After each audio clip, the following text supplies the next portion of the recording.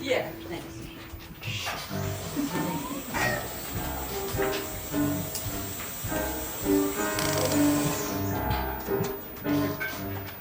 1920. So I walked, and kept walking, and walking, On an ancient land, the bones of the land beneath my feet, the land full of spirits, of ghosts from the past. and the present, or so it would seem, Where were you walking to? to wide open spaces, to adventure, But why were you walking? for my health, Only that? and to think deep thoughts, as vast as the universe, to feel the sun in early morning, warming my limbs, to hear the wind singing through the trees and howling around the rocks, smell the earth after rain, to see a sunset painted across a wide sky, the patterns of the stars in deep night. Ah, you mean freedom? Yes, I wanted to be free. He is walking to Sydney. From Fremantle, for heaven's sake. Who does such a thing? He's certainly no spring chicken. Seems he likes walking. Doesn't much like work. My dear Herbert, where are you? Are you still with us on this earth? I haven't heard from you for so long. I tried to be a good wife to you. I looked after you the best I could when you had your funny turns. The doctor said it was nerves. Neurasthenia, Ethel, neurasthenia. But what did it all mean? And why were you so nervy? Well, you couldn't tell me. No one could tell me. And I had baby Lionel to look after. And you, lying in bed, always a headache, always too tired to work. Oh, thank heavens for the unions, or we might have starved. I don't think you ever wanted to be a printer, like your father. Why should I have to be condemned to a lifetime of typesetting someone else's words? You always fancied yourself as a writer. I know how you love to dream up your stories, but you can't live in your head. Playing the piano for moving picture shows. I think all that fairy tale stuff stole your heart. But it's no profession for a grown man. You have responsibilities. As a printer, you had a secure income. If only you hadn't gone away. Doctor said I was a hopeless case. Sunshine and space. That's the thing I needed, they said. You can't get that in London. But Australia, as far away as can be. Opportunities in a new land. I've always wanted to travel, see far horizons. And when I brought baby Lionel out to Western Australia to be with you, you still had your strange episodes. I know you like music, but giving piano lessons couldn't sustain us. And I was so lonely. I had to go back to London. My family have been very good to me and Lionel. But you are my husband and Lionel's father. Sunshine and space. Sunshine and space.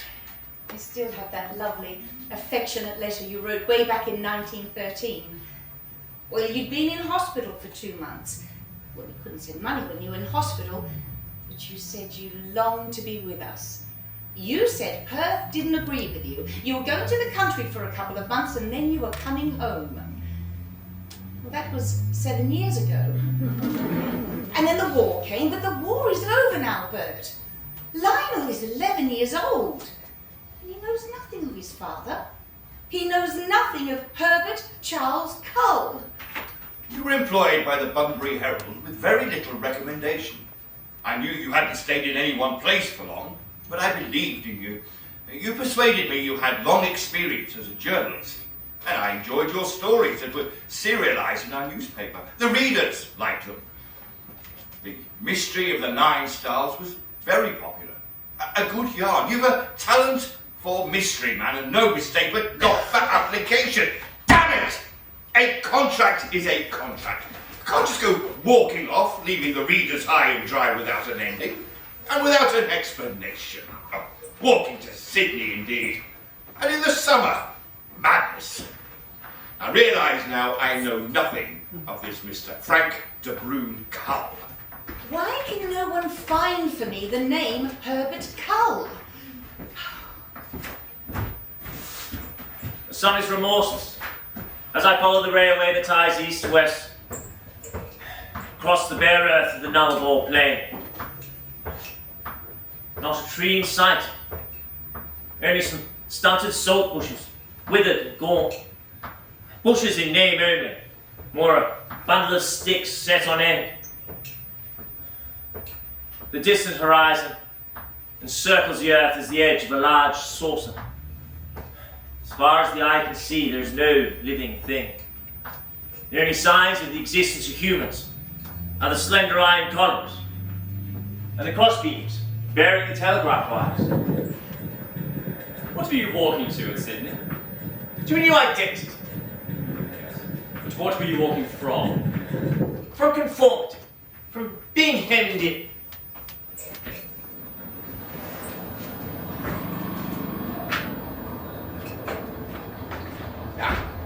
Mr. Gay, manager of the Daily Mail, Sydney's newest publication. And how may I help you, Mr. De Brune, Aidan de Brune. Unusual name. French, is it? Canadian, actually. Ah, there's the new identity. Canadian.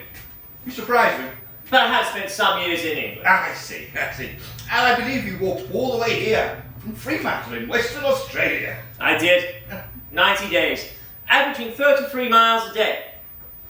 Would have done 85 days, but a touch of dysentery slowed me up along the way. Water a bit dodgy in some places. Extraordinary. A remarkable feat. Why the blazes did you bother? This is 1921. We have a modern railway. I like my solitude. I like testing myself. New experiences are important to me. I'm an author, you see, Mr. Gay, and I need inspiration. As an artist, I'm constantly trying to reinvent myself, so to speak.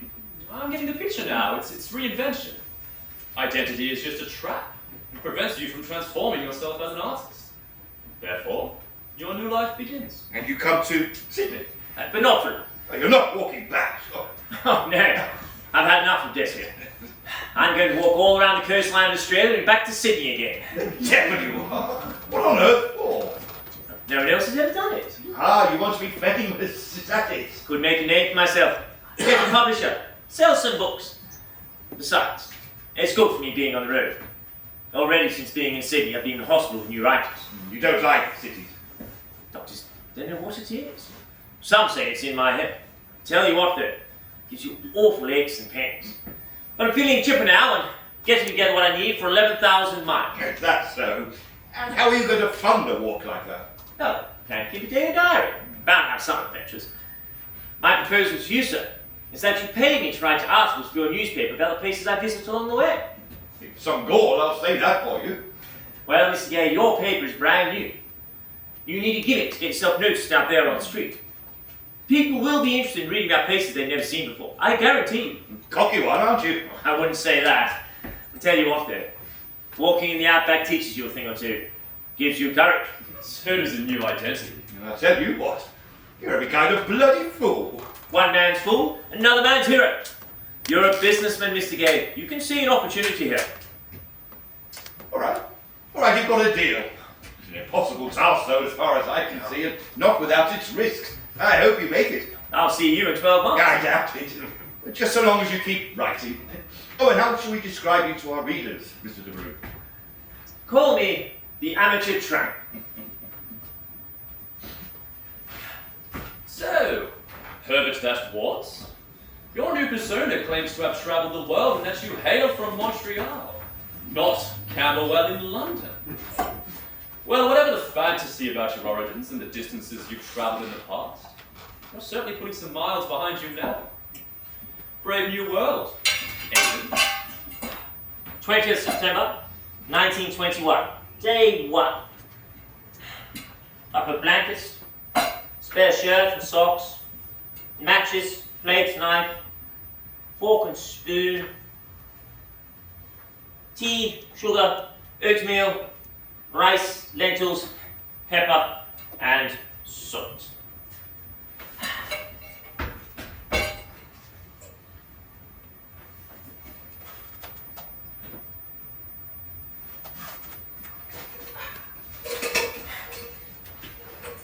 south of Sydney, aiming across the Parramatta River today, reach the Hawkesbury by the end of tomorrow.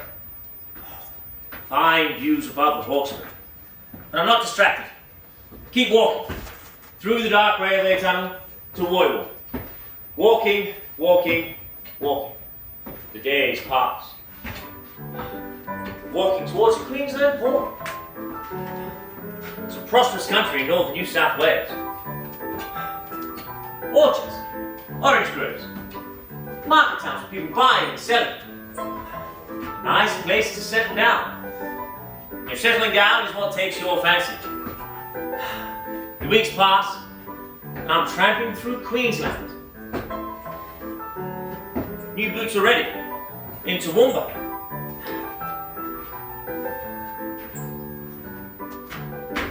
Toowoomba. October 21st, 1921. Day 31. Mr. de Brune, the man who has undertaken this huge task to walk around our great nation, yesterday strolled into our office at the Toowoomba Chronicle. He is a bright-eyed, tanned and wily individual on the right side of 40, who one would take at first glance to be a real sundowner. However, it seems he is a French-Canadian, raised in South Africa in the Transvaal. Age 16, because of his knowledge of the Boers, was able to help the British Army with that war, and then move on to England. Well, that's a new one. Mr. de Brune is of the opinion that if Australians walked more, instead of riding in trams and trains and motor cars, they would become healthier and altogether better citizens. Is he healthier? And so he walks on to Brisbane and then on to the busy cane fields. Sugar is big business. All this activity, all this hard work. When does a man think? When does a man dream? Every day walking and walking. Every day. Rain or fine. Walking and walking. Walking and walking. Camping out, short rests, catching a meal here and there. Road workers camp, or drivers camp, or fettlers on the railway. Always a meal and a friendly homestead. Why, thank you. Some good country around here. Oh, God's own mister. Enough tucker to share with the swagman. Hey, you been long on the road? No, not long. I only just started this walk. Oh, how far? Brisbane? Oh, no further than that. All around Australia in a year, I hope. Stone the crows! You might get to read about me in papers. Oh, is that right? They call me the Amateur Tramp. Oh, well, you don't much look like an amateur to me. But if you are, you're going to need some bush skills. Oh, I learned a trick or two. I reckon I'll survive. Up north? Don't know about that. You don't sound much like a swaggy, that's for sure. You're not from around here. You've got a posh, city bloke's kind of voice.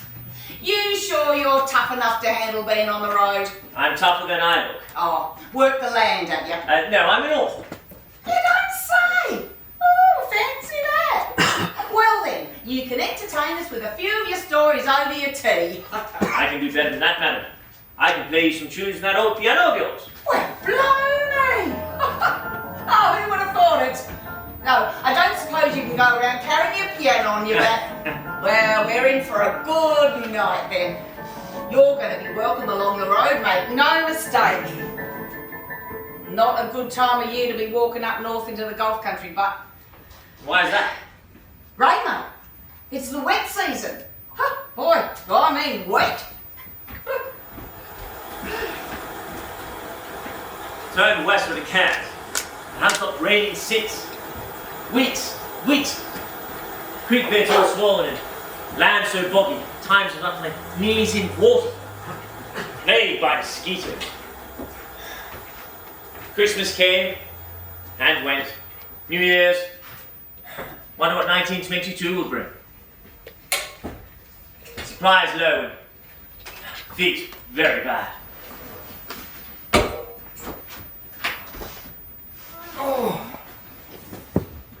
Reached Burtown and spent 7 weeks in hospital.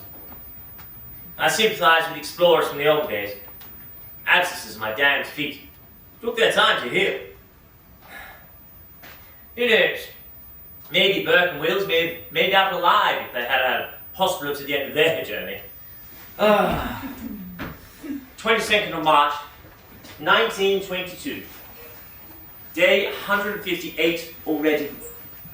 Time to be on my way. Endless miles of grass for weeks. But no telegraph stations. So Mr. Gay is going to have to wait for his stories. Virtually no people. Sometimes clumps of coolabah trees, looking like scalps advancing across the plains. But water is scarce, and it's damnably hot. The tropical sun beats down on this shadeless land. Mirages shimmer on the horizon. Visions of water, vast lakes, villages of people dance the day long. How many men have believed the illusions and wandered from the track to die? How small is a man in this great land? How fragile, how foolish.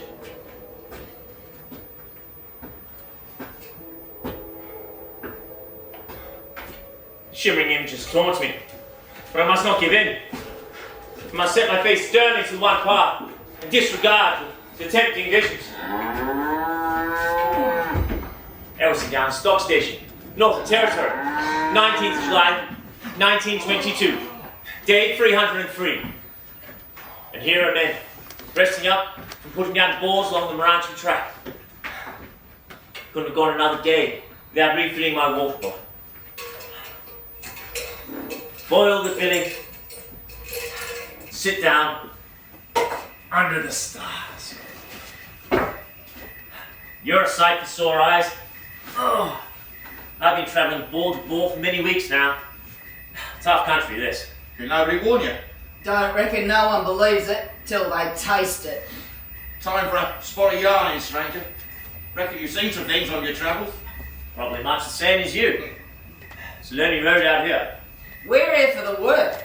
But you, this walking stump, what good would it do anyone anyway? I like to test myself. I like to get away from it all. Doing that all right? Yeah, you meet the odd loner on the road once in a while. Can't understand it myself.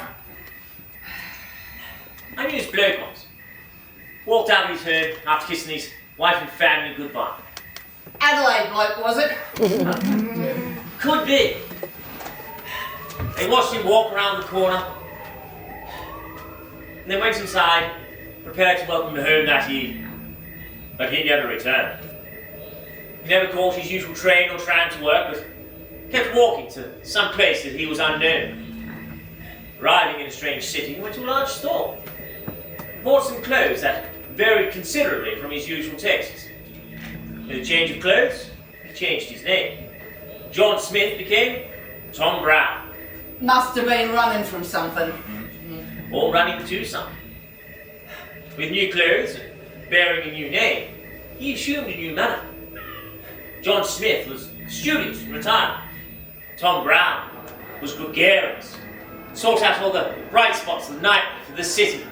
Must have been Melbourne. Oh, yeah. He created for himself a new history and sought himself a new means of livelihood. And no one knew he was an apostolate.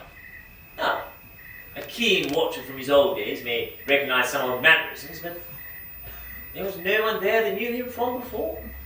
And so, he lived an unfettered life. Well, if he wasn't running from the law, why would he want to disappear when he had all the comforts of home? Who knows? Maybe the unadventurous, placid existence suddenly palled. Maybe his acquaintances saw him as an unimaginative plot, but he knew he was worth more than that. Knew he had to escape from mental stagnation. Well, he was risking a hell of a lot. Starting a new life. Bloody mad, if you ask me. Ugh.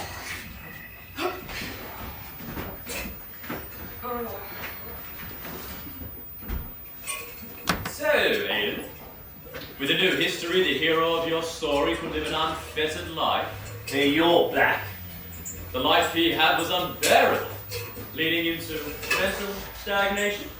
That or the madhouse. Darwin, August 10th, 1922. Oh, what a hero you are, Mr. de Brune. You've been in all the newspapers. We heard you were coming to Darwin, and here you are. And the town has come out to greet you. Oh, will you be staying with us for long? It has been very warm. Well, it is a bit of a bewilderment having all these people around, but I think I will stay for a couple of weeks. Get some new boots and rest my lumber. Oh, Mr. Adams, the mayor, would like to have a word with you. Mr. de Brune, what a pleasure having you here in our town. 3,624 miles walked here from Sydney. What a marvellous achievement. I hope one evening you'll give a lecture on your adventure while you're here with us. Oh, yes, please do. Well, the people are very keen to hear about your experience and your views on the North. You're quite the celebrity, you know. I have, as you know, travelled the world. And I must say that the North is magnificent country. Why, the waters here in Darwin could shelter half the fleets of the world. But it is a vastly underpopulated land. Within the Commonwealth of Australia, we have here a large state hardly touched that cries out for development and the title of state. Had you state rights of self-governance and citizenship, you would be able to attract the people and the investment necessary to increase your population and productivity. Mr. de Brune has met with members of the Labour Party in Darwin and has even mediated in an industrial dispute with the Northern Australian Industrial Union to try to settle the strike. He is a man of reason and of vision and has a way with words. What has the Commonwealth Government done with the territory since they took it from South Australia? They promised a railway from north to south, and although the years have passed, that railway is still on paper! Oh, the people's hero. Are you thinking of a new identity as a politician, perhaps? Some new responsibilities? Time to be moving on. Walking.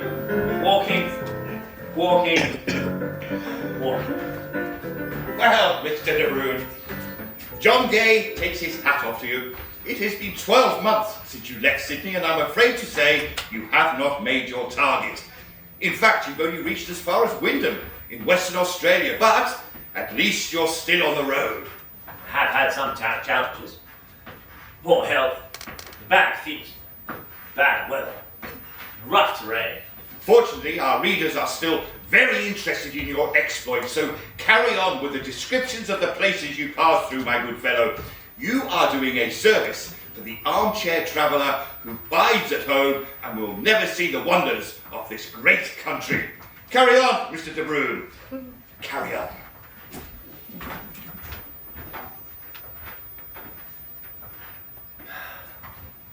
November 1923. 22. Day 434. Winter and spring have passed. The roads are now sandy and often flooded. The summer weather is stormy and the heat is excessive. I find I can only walk during the early morning and evening, as I cannot tolerate the sun during the day. Fitzroy Crossing is a unique township. It consists of 3 houses. First, one comes to the police station.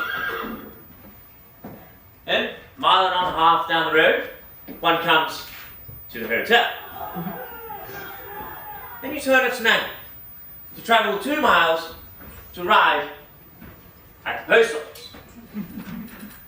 Then the road leads you back to the police station again, and then on to the hotel, and the river crossing. Tough crossing this time of year. What they need here is a bridge. For the next few weeks, I shall be following the north bank of Fitzroy River through a few lonely stations and on to Derby. Then southwards to Brune. Mr. de Brune, how kind of you to agree to give a talk to the residents of Brune on Christmas night. My second Christmas on the road. Oh, you drew quite an audience here at the start. I am proud to say that the patrons of this hotel and the people of Brune greatly appreciated your most interesting talk. We owe much to men like you, Aidan de Brune. Without men with such a spirit of adventure, where would our place be in the British Empire? Brune, a lonely outpost in the British Empire, gives me an idea for a story. Mystery of the Mangroves. Along the coast from tiny, sunny Brune, where everyone usually knows everyone else's business, lie the primeval mangrove forests, that shelter all manner of strange things. Fish and mollusks are neighbours with turtles and burrowing mudworms. The oozing black mud and the spiky mangrove roots are a deterrent to human visitation. What secrets of such a lonely place sequester? The remains of the body of a man floating amongst the dark foliage. A victim, perhaps, of that terror of the coast, the saltwater crocodile. But no, closer examination reveals a bullet wound in the man's skull.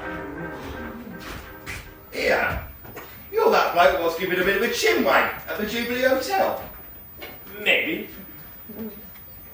5th of February, 1923. Road. Day 504. I hear you're the sort of bloke what likes a bit of a mystery crime story. I'll see here. There's been more than one murder around these here parts. And the thing is, do you writers know the best place to hide a body? I was thinking of the mangrove forest. Mate, no. Down the mine shaft. Reckon there's a fair few gold prospectors gone missing over the years. Gold. That's where you find the best and the worst of human nature. You mark my words. You riders from the city don't know much about the bush. I've learned. The view from the Road Hotel encompasses the dusty road passing the bank. It was outside this institution that the proprietor of the hotel noticed heated argument between two individuals. Equally as dusty the road, both strangers to the town. One raised his fist threateningly before slouching away. The other entered the porticos of the bank. The hotelier was to recall this interchange later that evening, as the conversation at the bar turned to the discovery of the body of a man down a deserted mine shaft in the locality. A body with no means of identification. An accident, surmised one customer. Easy to fall into a disused pit in the dark. But no, interjected another, this was no accident. The man's skull had been caved in with a heavy instrument, an axe perhaps, or a shovel. The debate continued until closing time, and the mystery of the man's murder occupied everybody's thoughts as they walked home under the watchful stars. Clues. Suspect. Red herring. You learn something of solitude in the bush, and something of human nature. But of crime writing, no. The plots are as empty as the landscape, but the landscape is worth describing. 15th of April. The bones of the country through which I am walking rise out of the ground as red rock. I've been forced to spend 17 days in Carnarvon, nursing my feet. I've seen that before. They call it Barcoo Rotten, Queensland, after the Barcoo River. Tropical ulcers. But I'm not in the tropics now. Too much walking down the coast in the wet. We get a lot of rain this time of year in the Gascoyne. I've had to cross several flooded creeks and flooded roads. Once. I tumbled into a creek 15 feet deep and flowing so fast I was swept along 100 feet and had to save myself by grabbing hold of a branch. Yeah, I heard your talk at the Picture Palace. You've got to dry your feet properly every time you get them so wet. How many boots have you been through since you left Sydney? Still. Well, a new pair is called for before you leave Carnarvon, I reckon. And then no doubt I'll be suffering from rubbed heels for a while. Can't win in this game. Well, good luck on your journey. And Godspeed your feet.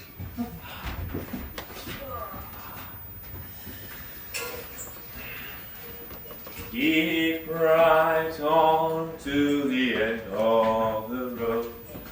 Keep right on to the end. Geraldton Guardian, May 29th, 1923. The now famous tramp passed through Geraldton, and at the Queen's Hotel gave an interesting lecture, which I must report did not appear to be entirely accurate. He thinks that Western Australia is too large a state to come under one government in Perth, and should instead be divided into 4, with therefore the chances of more centres of population. Furthermore, he believes that Geraldton should be the capital city of one of those 4 states, a sovereign state all of its own. This was warmly received by some, but I must point out that Mr. de Brune purports to be Canadian, and yet asserts that Canada is more successful than Australia because it is divided into smaller and more populated states than our own. This is simply not true. The Canadian Dominion and all its provinces and populations compares very similarly to Australia in size. This Shanks pony man needs some actual statistics before he seeks to enlighten the public. Careful now, my amateur tramp. It's one thing to play a role in private. In public, you may get caught out. And soon you'll be approaching territory where Herbert may be remembered. Hurry through Perth on down to the south coast of Western Australia. There you have no history. But maybe not via Bunbury. A certain editor there, who has a bone to pick with Herbert, may prove troublesome. From Perth, I'm walking to York and Beverley, through pleasant farmland and forest, on to Albany. After walking 7,000 miles through some of the wildest lands in Australia, I can simply say the only way to succeed is just to keep at it, mile upon weary mile. Occasionally, a motorist passed me, bent on a letter. That's the ticket! Keep pegging along, Aidan! Keep pegging along!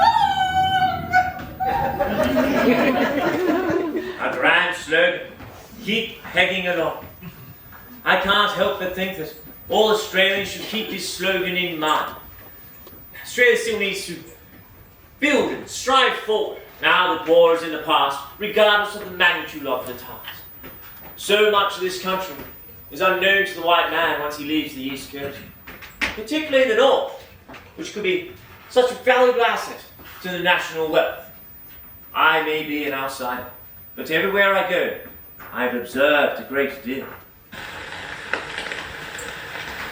Winter. Forest leaves are dripping. I seem to be following the rain. Perhaps the rain is following me.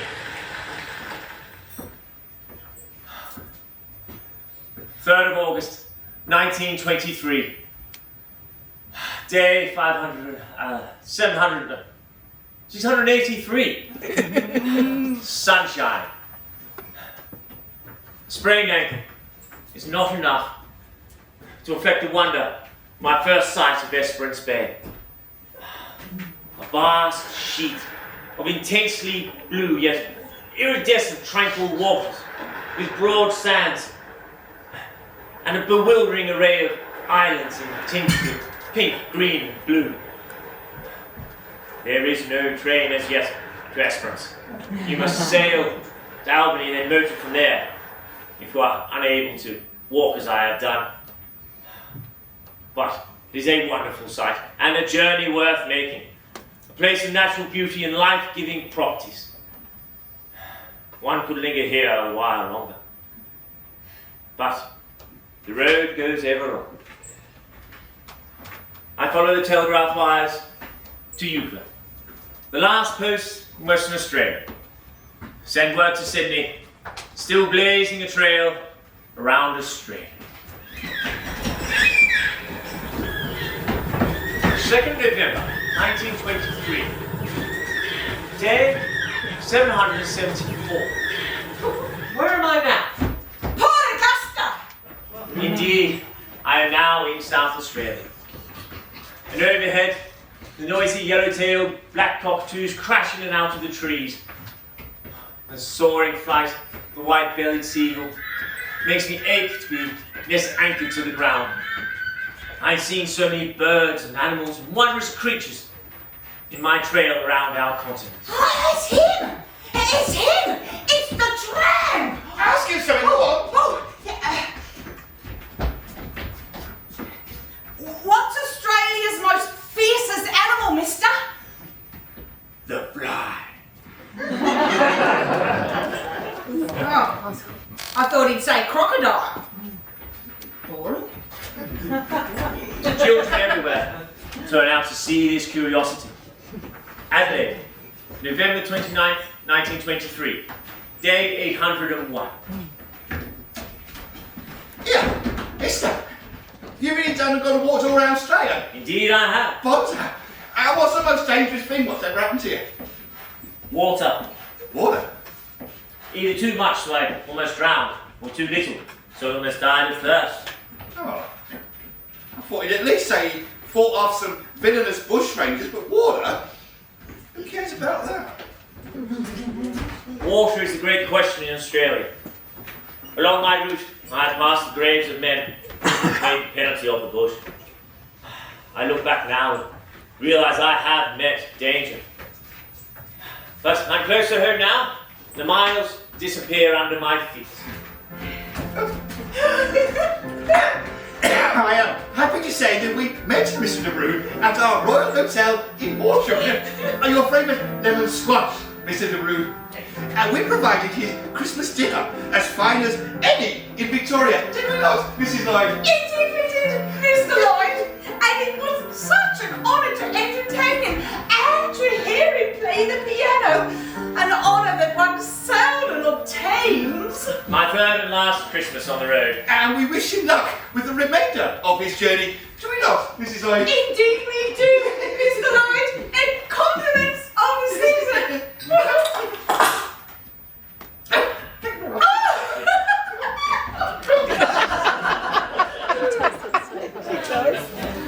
For 2.5 years, I've kept my shoulder to the wheel and my feet on the road.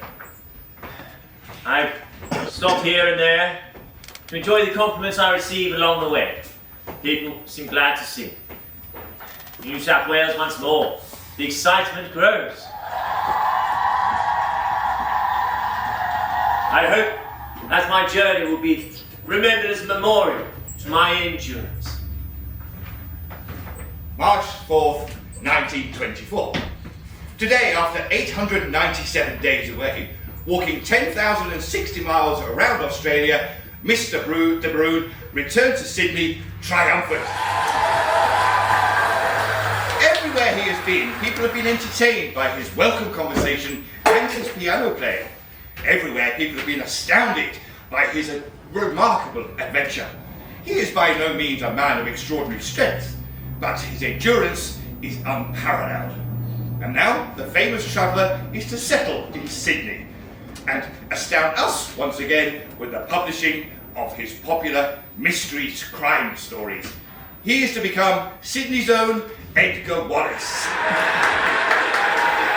Oh, he certainly has made his mark. You always did believe in him. I always found him to be a most interesting man, and so it seems does the world. Oh, not everyone, John. I've always found him to be rather curious. He is a remarkable conversationalist, so knowledgeable on so many topics. Ah, yes, but is it hubris? Pride does come before a fall, you know. Well, one can't be surprised if a man who is a nobody enjoys becoming a somebody. And yet, he doesn't appear to have any real friends. He doesn't seem to be close to anyone. He has but two amusements. He's absorbed in his writing, and then he barracks federal politicians to foster an Australian national literature. The first easy. The second, it would appear difficult. He may be a man before his time, trying to create more interest in Australian literature. It is a worthy cause and one for which many admire him. Yet, he always seems so alone. He says he's in generally better health than before he started walking, and I asked him what else attracts him so much to the open road. Time and space to think deeply. So, solitude, it seems, is an aid to finding the right answer. Ah, yes, but first, you must ask the right question. A man does what he must to survive.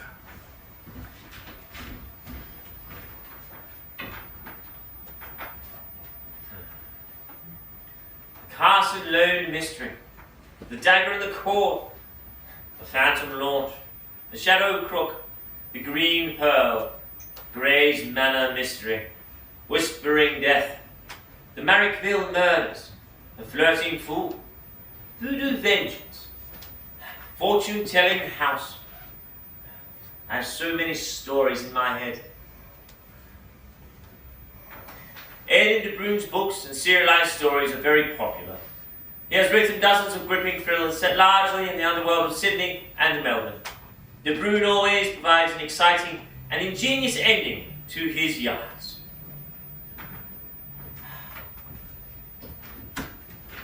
October 1938.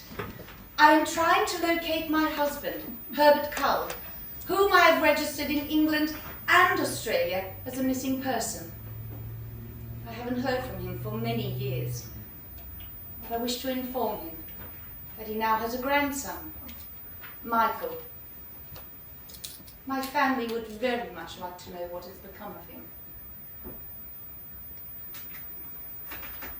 So you never contacted them? You remained vanished? I had my own destiny. I was an adventurer. You were reckless. I was a dreamer. A romancer. I had my freedom. You're a lonely man, Aidan de Brune. But I had my freedom. Freedom comes at a price. My freedom to write.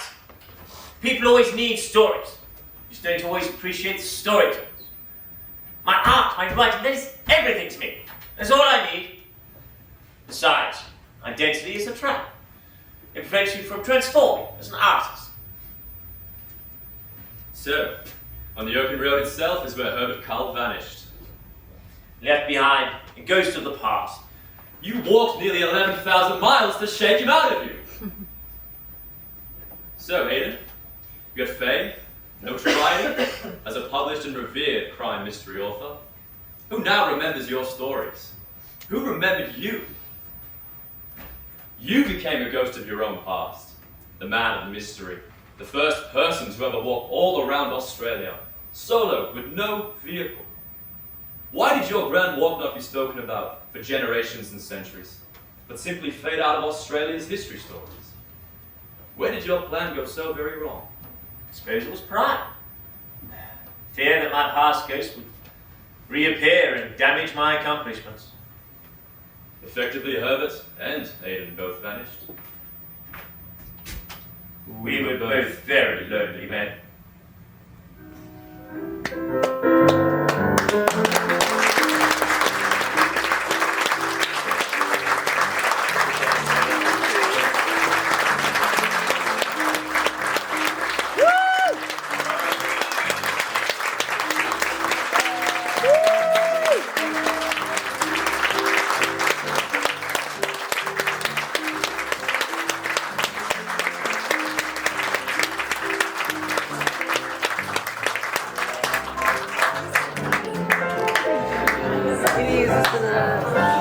Just got to figure out where this button is now to turn it off.